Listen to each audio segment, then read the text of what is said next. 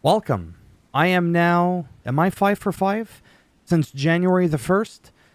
Let's hope I can maintain this, and before I do get into this thing, which is called discussing wrestling on Reddit, predominantly WWE, but I will delve into the other promotions when I do have time. I just wanted to say that I spent a few hours on X today, formerly known as Twitter, because there's still a lot of people that don't know what X is. They're like, X? That sounds dirty. And it's like, yeah, I know. I was Xing for 2 hours, and people are like, you don't have that kind of stamina. I was like, no. I was twittering on Twitter. Oh, that was me trying to be funny, by the way. Anyhow, that gets mentally exhausting because it's all about politics and all that crazy stuff, and it's just mentally draining, right? Because you'll say something, and then people will try to like rebuttal, and well, what about this? What about that? And it's like, look, man, I don't always have a rebuttal for everything, an answer to everything you're gonna ask me. It's like you state how you feel, and then that's it. What I love about wrestling, to tie this back to all things wrestling, is nobody really questions you. Well, why do you like this superstar? Why do you like that era? Or maybe they do, but they're not so condescending about it. Nobody really challenges you, and you know, have to fight back and forth all the time. Couple of articles. We're going to go through this quickly. Hope Tiffy stays heel. I got a cold Diet Pepsi, the silver bullet. I got another silver bullet, the hot decaf caffeine. Helps if I could speak. The hot decaf coffee and my Diet Pepsi has a little caffeine, but not much. And I got to do that because I'm naturally fucking wired. Correct, Tiffy does not need to turn face. She can turn cheek instead. Oh, man, I'm on a roll. Her motivation for turning on Nia can just really be for the title. There's no need to make this a whole thing about trust issue and backstabbing friends. Bitch, she was Money in the Bank. She had to make a move, and everybody was around. Excuse me, choking on the coffee. Everybody was around her, bunking with her game. Bianca, everybody that was there. So, bonk, bonk, bonk, bonk with the briefcase, and then prettiest backflip. Definitely prettier when she does it than Ivar. Oh man, I'm on a roll this year. So yeah, no need to make it about that. Basically, just don't make this the whole Io versus Bayley from last year. Correct. Exactly. And speaking of the whole Io and Bayley, that was weird because Damage Control did that nasty thing to Bayley, and then we've never really seen them come together after, because what they did to her was dirty. And then all of a sudden, everybody loves Dakota Kai from kayfabe standpoint. I'm not saying, again, remember, always from a scripted perspective. When I say people shouldn't be liking Dakota so quickly and Io, I'm not saying in real life. I'm always I don't know what this is. It's like a raptor claw. I'm always talking about from a scripting perspective, unless I state otherwise. Moving on. Alicia Taylor shifting to Raw. Thank God, it says. I know Lillian brings some nostalgia for folks, but let's be honest, she announced everyone the exact same and added nothing to the product. Which I'm not going to lie, I kind of agree with that. Especially with losing Samantha. Now, Samantha Irvin, to me, was really special. Put aside all the bullshit controversy about Ricochet and all this sort of stuff, and Samantha, and oh, she did this, or she left because of that. From a pure business perspective, her on the mic, in the ring, that kind of looked dirty. Samantha, to me, was truly, truly special. And I'm not saying that Lillian Garcia is not special. I like her energy. I really do. Her aura, like her smile. Like, she just seems like, you know? And then I miss Greg Hamilton. For one fall, and then the crowd would say, one fall. And I really love Mike Rome. What the hell happened to Mike Rome? Anyhow, so from what I remember, Mike Rome, I almost said Mike Home. I think they sent Mike Rome back home. And again, I think Alicia Taylor used to be on NXT. Remember, I don't watch NXT. So I didn't know who in the holy blue pineapple Alicia Taylor was. Okay? And I was like, meh, because she was somebody new. And sometimes I just don't gravitate to new people right away. And then she was like, you know, predominantly more shown, especially now that Samantha's gone. I was like, I want my Samantha. You're not Samantha. You're Alicia. Might rhyme, but you ain't her. But now that I'm hearing her more often, it's that whole, like, I'm getting used to it. It's getting comfortable now. And now Lillian Garcia comes back. I was like, oh yeah, familiar voice. Just seems so happy and yay. You know, like she just won the lottery or something every time she announces. So she doesn't have to do all these gimmicks that Samantha was doing. Don't get me wrong. Those gimmicks were great. Gimmick, the word, has a negative connotation to it. I'm putting a positive spin on it. Not using it, like I said, as a bad thing. My point is, I'm okay with this. I just wish... Is Mike Rome with NXT? I don't know. I'm going to have to look it up. I just know that I'm okay with this. I think Alicia's doing a great job. And even if some of them, because I think both have done it, do the whole Chelsea Green. I'm okay with it. It's okay. Really not that big of a deal. Anyways, moving on. World champs who still always felt like mid-carders. Whether it was due to booking, this is properly typed out here. Whether it's due to booking or just the talent involved. Because sometimes you're the problem, not necessarily the booking. Okay? Sometimes certain champions just fail to catch on.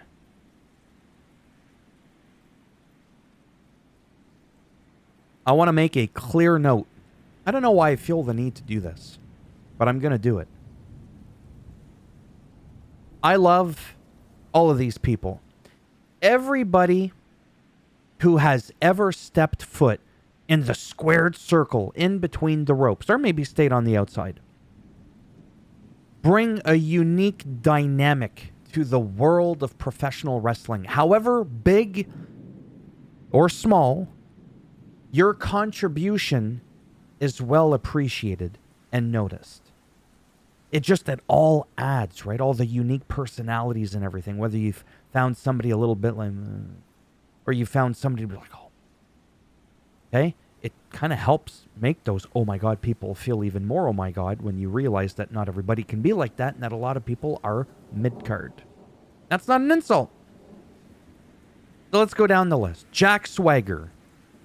Yeah, I have to admit I agree with that. Dolph Ziggler, I don't agree, was a mid-carder. Dolph Ziggler, man, I will never forget that Survivor Series. That narrows it down. It was within the last 5 to 8-ish years.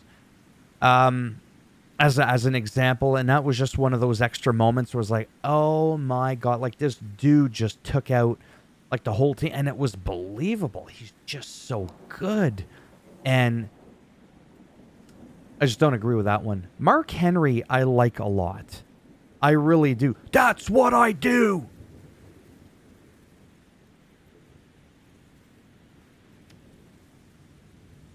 Is Mark Henry a mid-card? See, Jack Swagger, I just kind of go, yeah. And it sounds rude. I'm sure I'd love the guy. Got nothing against him. It's just that feeling I get inside. I don't always have the words to describe or explain why I feel necessarily one's a mid-card or one not really. So yeah, I agree. Dolph Ziggler, no. Mark Henry, I'm mixed on that. The Miz, 2-time Grand Slam champ. The Miz is a mid-card? I mean, he's definitely been pushed that way as of late. I think he's great. I just hate the whole like gimmick, the old school Seth Rollins gimmick, the coward gimmick. I don't like it. I find that gimmick hurts people. I don't know if that he's a mid card. Kofi Kingston is great too. You know, he's been around a long time, but yeah, I kind of agree. You know, even Kane. Like I love Kane, big scary. Ooh, you know, Kane, the brothers of destruction with Undertaker.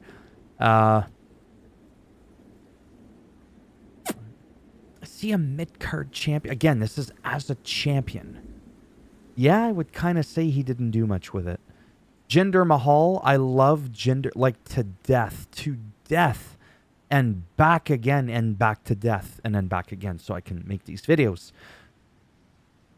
Jinder Mahal is probably my favorite mid-card champion. Yeah. Whether a fault of his own or the booking, I don't know. But I love that guy.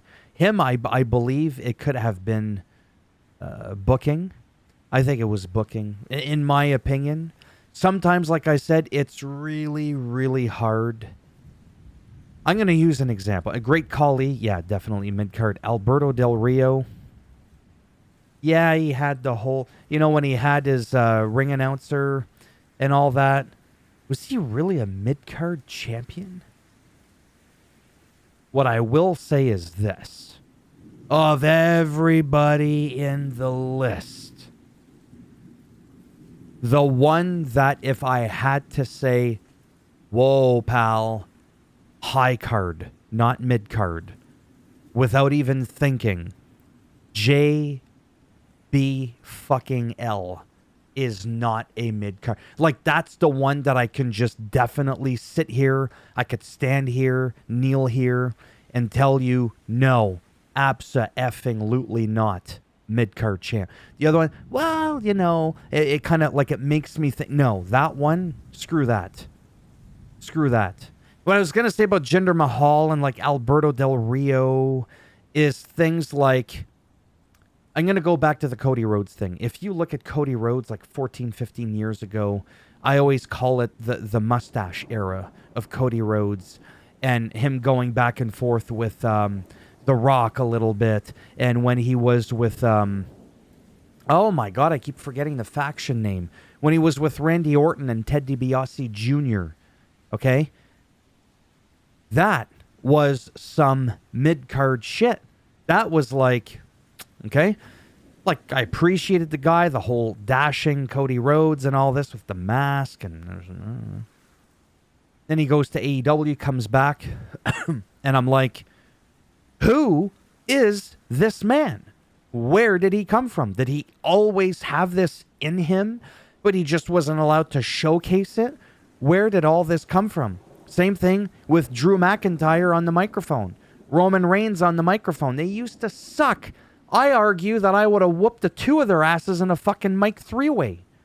Now I'm like, I'm going to have to think about that now because they are so good. They've matured. Maybe that's what happened to Cody Rhodes. I don't know. JBL to me has always been good. Alberto Del Rio to me has always been really good. Jinder, it's just the way that they pushed him. I mean, he used to be a part of 3MB with Drew McIntyre, but then look at how Drew McIntyre turned out to be. I've mentioned this before. Drew McIntyre, Jinder Mahal, and Wendy's boy Heath Slater got jobbed to the big guy. Feed me more. Ryback. And that was the birth of the Claymore. I've said that before in a prior video. Look at how Drew McIntyre turned around, like I said. It's unbelievable. Sometimes these people, they always have had it in them the whole time. You just didn't know because they, like I said, weren't allowed to showcase it or whatever. So sometimes it's really hard to tell if it's actually due to the talent involved. I think I've spent enough time on this. WWE is in a great place right now. Long-time reader, first-time poster. Got back into WWE recently. I just got to say that SmackDown tonight was great. And then the whole Netflix Raw card looks wild. Excited to be a fan right now. So I've always been excited to be a wrestling fan just because I'm so passionate of the product. Again, regardless of the three-letter acronym that is tied to said promotion that I'm watching.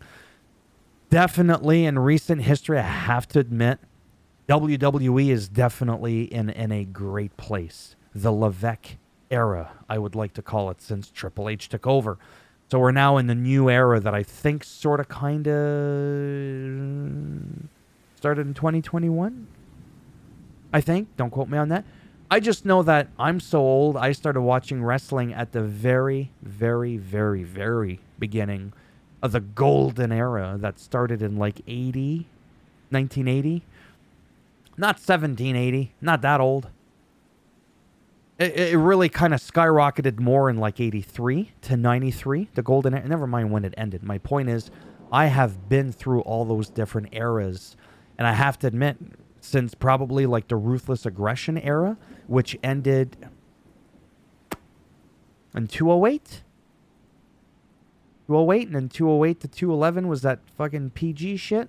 And then, well, still in PG, but I mean, like, that was really, okay? That's where that shit just died for me. So, like, in the last, wow, quite a few years, yes, absolutely. It's probably a much more exciting time to be alive as a wrestling fan in general. Because there's a lot of, I got to tip my hat off, whether it's TNA, NW, whatever promotions are going on. I'm not going to lie. I'm not too familiar with all of them. I know that sometimes there's these weird things going on that I get confused about where like TNA and Impact TNA Wrestling used to be the same, or they're separate. They changed the name and now they're merged or something like that with AEW, because I've watched AEW a couple times. But a few times, and then sometimes I'll see like a certain belt from what I thought was another promotion being on the line, and I'm sitting there going, what the hell's going on? But yeah, my point is, just in general, regardless of the promotion, yes, I'm a bit itchy. There's some cool shit going on, man.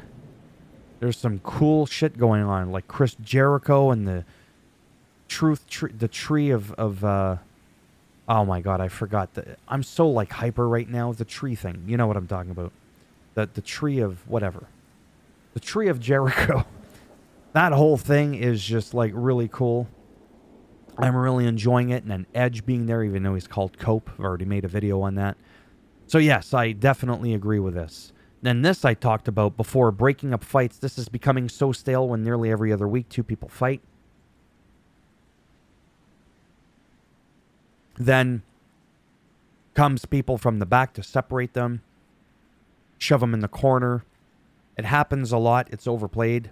They need to come up with something different. That's true. Not only do they need to come up with something different, they need to have a few enforcers that come out that are like believable, that can actually break up a fight. Okay?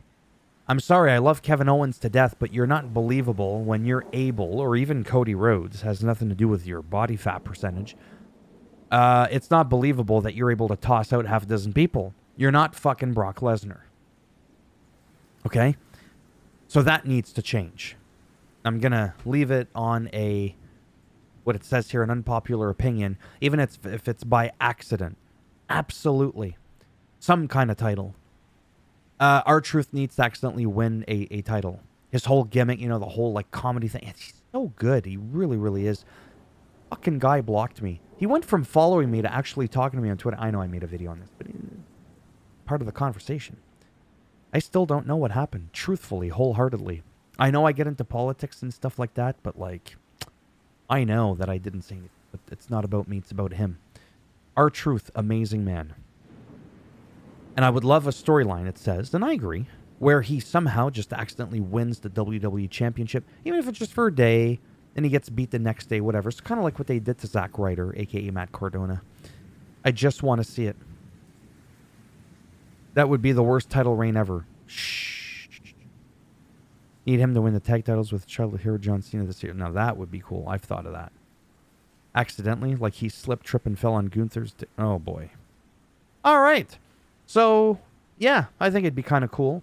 I know that sometimes people get very defensive with the title's not, something you just throw around like a hot potato. I don't think we've been throwing it around for like a hot potato for a while. Look at the people that have been champ. They've been holding on to those titles for a while, or they just haven't been defending it for a long time. 18 minutes? How the hell, talking 100 miles an hour, am I still making this 20 minutes? There's only 6 little things. This should have been done in like 6 minutes. But I love making these videos because there's no script. I don't really have to think at all. I just spew, and that's it. So thumbs up as always if you like the video. It does greatly help support the channel with the algorithm in trying to make me more relevant in the search results when people are looking shit up. You didn't like the video? Go ahead, give it a thumbs down. I'll bend it in half, twist it, break it off in your ass. And if you want to subscribe to the channel, excuse me, naturally that'd be great, but if not, thanks for stopping by anyways. Take care. Let me know down below if you want to ever give me some ideas some big YouTubers do this sometimes. They're like, hey, help me out here. Whether it's like like, I mean, for this channel, it would just be wrestling, I mean.